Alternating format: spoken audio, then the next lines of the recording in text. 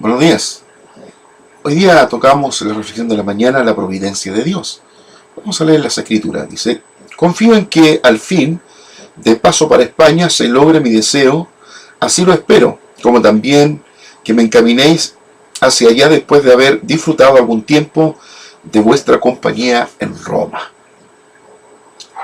¿Cuál es la importancia de Hechos 27, capítulo 27 y capítulo 28? La respuesta es: concierne a la providencia de Dios.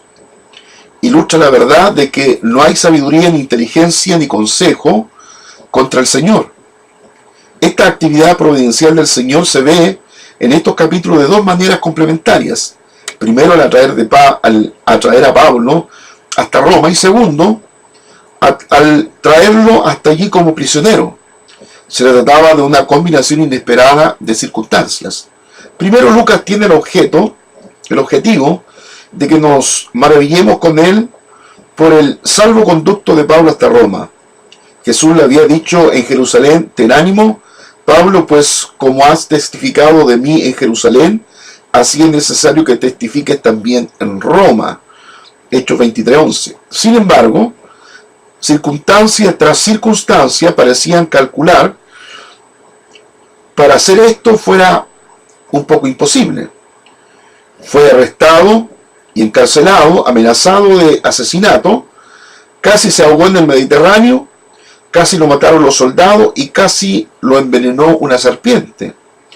Y detrás de todos los incidentes, las acciones y las fuerzas demoníacas, simbolizadas por el mar tempestuoso, que pretendía impedir que el apóstol llegara al destino planificado y prometido por Dios.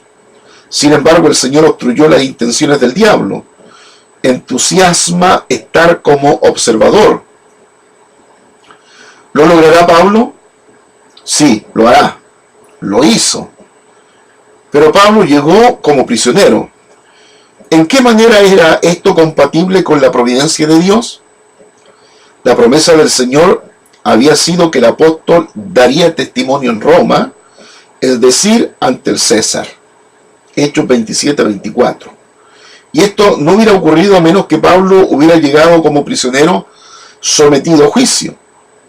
Pero hay otra manera en que su confinamiento pudo haber ennoblecido su testimonio. Como resultado dejó a la posteridad tres importantes cartas desde la prisión. Me refiero a Filipenses, Efesios y Colosenses. Y algunos dicen Filimón. No digo con esto que necesitaba el tiempo en la prisión para ponerse a escribir.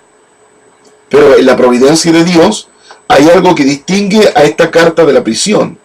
En ella se presenta de una manera muy más poderosa que en cualquier otro sitio del Señorío Supremo, soberano, indiscutido e incomparable de Jesucristo.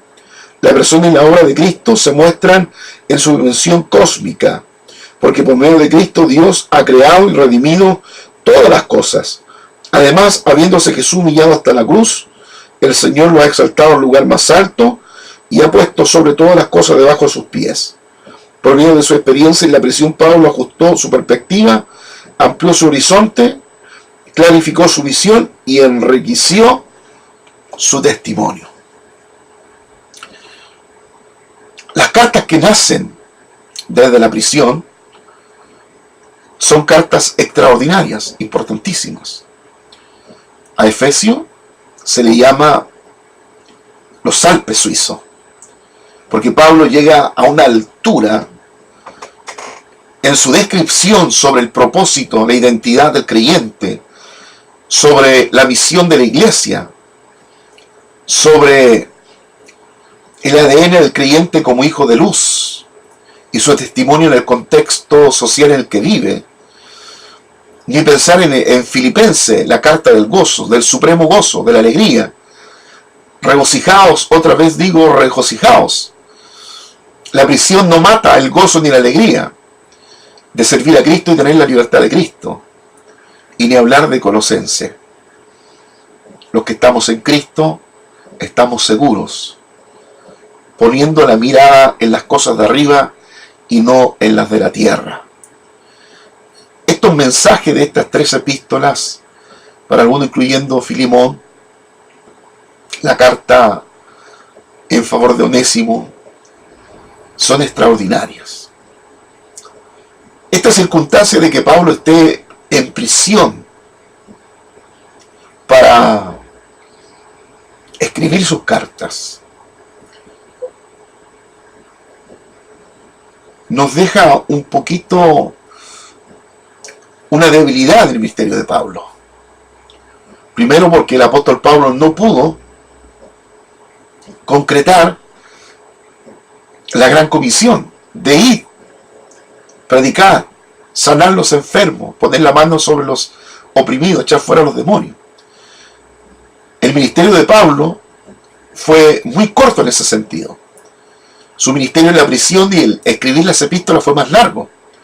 Por lo tanto, tenemos un montón de epístolas que no aparecen hechos como echar fuera demonios, sanar enfermos, porque el apóstol Pablo no pudo ejecutar su ministerio público, estar ahí, como el Señor Jesús lo había mandado, como si el Señor Jesús lo había hecho, y como los apóstoles lo hicieron. Por ahí tenemos menciones en las epístolas de los apóstoles en este sentido, y también en el libro de los Hechos, los Evangelios.